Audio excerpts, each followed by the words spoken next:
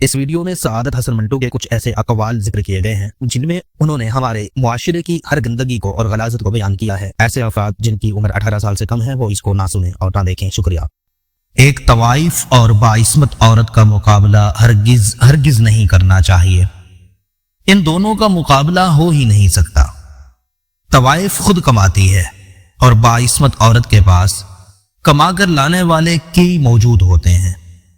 اگر ایک ہی بار جھوٹ نہ بولنے اور چوری نہ کرنے کی تلقین کرنے پر ساری دنیا جھوٹ اور چوری سے پرہیز کرتی تو شاید ایک ہی پیغمبر کافی ہوتا۔ عورت ہاں اور نہ کا ایک نہایت ہی دلچسپ مرکب ہے۔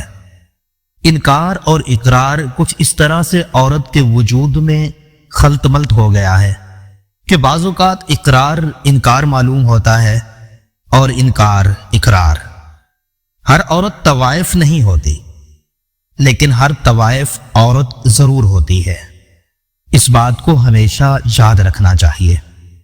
اپنی جگہ بدلیں، اپنے لوگ بدلیں، اپنا ماحول بدلیں، لیکن کسی کو خوش کرنے کے لیے اپنی شخصیت کو کبھی نہ بدلیں۔ سکون کی جڑیں بازار کے شور میں نہیں، دل کی خاموشی میں اگتی ہیں۔ لفظ کبھی تیر کی طرح گھاؤ دیتے ہیں اور کبھی مرہم کی مانند سہارا بن جاتے ہیں۔ ایک معمولی نیکی بھی بڑے بڑے دعووں سے زیادہ وزنی ہوتی ہے۔ خواب وہی تعبیر پاتے ہیں جنہیں جاگتے لمحوں میں محنت کا خون دیا جائے۔ وقت کا ایک لمحہ بھی صدیوں کی قسمت بدلنے پر قادر ہے۔ غرور کی دیوار جتنی بلند ہوگی، گرنے پر اتنی ہی زوردار ٹوٹتی ہے۔ جو دوسروں کی خطائیں چھپاتا ہے وہ دراصل اپنی عزت کی حفاظت کرتا ہے۔ صبر وہ چراغ ہے جو اندھیروں میں بھی امید کی روشنی جلاتا ہے۔ عزت دینے والا ہمیشہ عزت کمانے والوں میں سب سے آگے ہوتا ہے۔ خوشبو وہی بانٹ سکتا ہے جس کی اپنی ہستی گلزار ہو۔ دل کے دریا میں غوطہ لگاؤ کیونکہ ساحل پر صدف نہیں ملتے۔ جس نے اپنے اندر روشنی جلا لی اسے باہر کے چراغ کی حاجت نہیں رہتی۔ محبت وہ شجر ہے جو صبر کے پانی سے سینچا جائے تو ابدی ثمر دیتا ہے۔ اندھیروں سے خوف زدہ شخص سورج کے ہوتے ہوئے بھی اندھا ہی رہتا ہے۔ لفظوں کی سطح سے گزر جاؤ، ان کے پس پشت چھپی روح کو پڑھو، یہی اصل علم ہے۔ آپ شہر میں خوبصورت اور نفیس گاڑیاں دیکھتے ہیں۔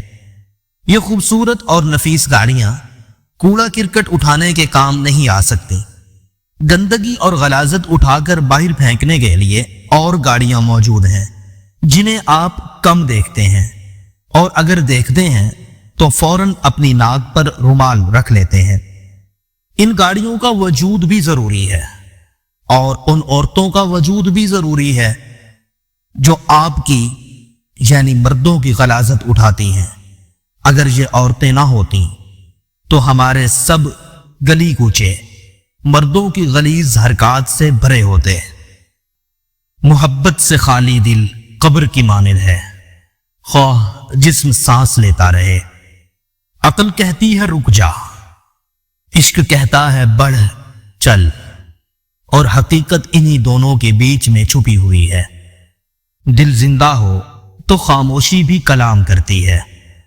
خدا تک جانے کا راستہ انسانوں کے دلوں سے ہو کر گزرتا ہے۔